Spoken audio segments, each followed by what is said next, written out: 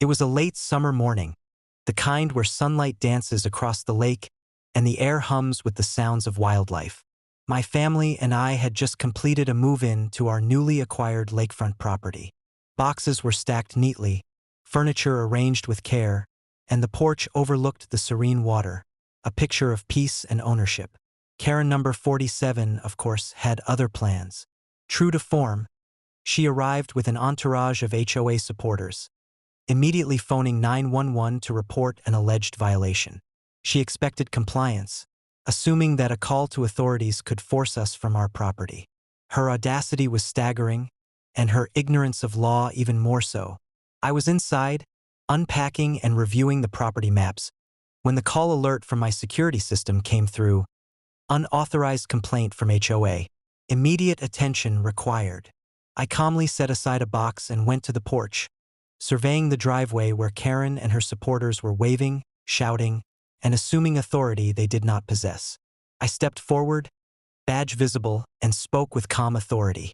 "Ma'am, you are trespassing on private property. You have no legal claim here. Leave immediately, or law enforcement will be notified of harassment and false reporting." Her face twisted in disbelief. "I called 911. This is a violation. You can't just—" I raised a hand, interrupting her. "Your call does not create authority. It only creates a record of your false complaint.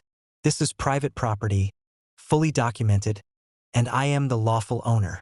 Any further interference will be treated as trespass." Karen's supporters hesitated, sensing the imbalance between assumed power and documented authority. They had anticipated fear or compliance but were met instead with calm command, legal preparation, and visible assertion of ownership.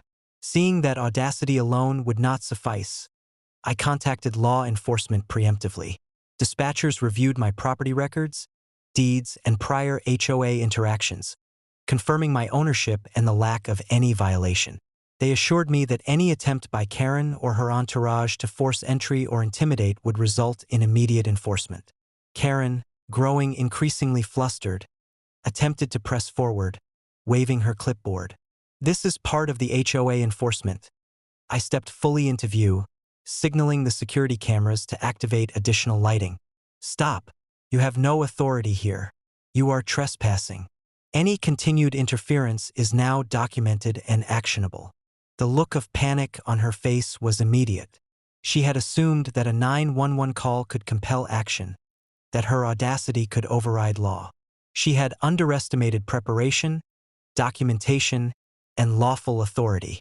Within minutes, her supporters began to retreat, muttering excuses and complaints as the presence of law enforcement loomed. By late morning, the property was calm. Boxes were safely inside, furniture undisturbed, and the lakefront view restored to tranquility.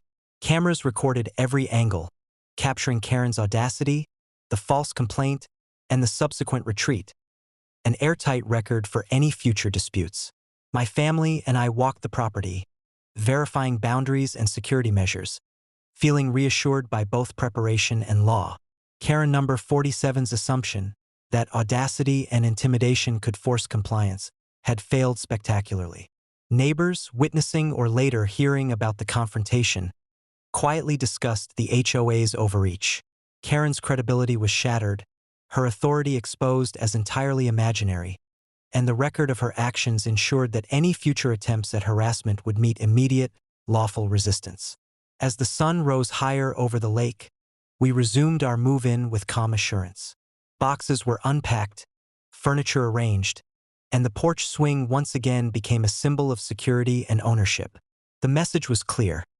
Audacity cannot override law, preparation ensures protection, and private property will always be defended decisively and lawfully. Karen had assumed power where none existed.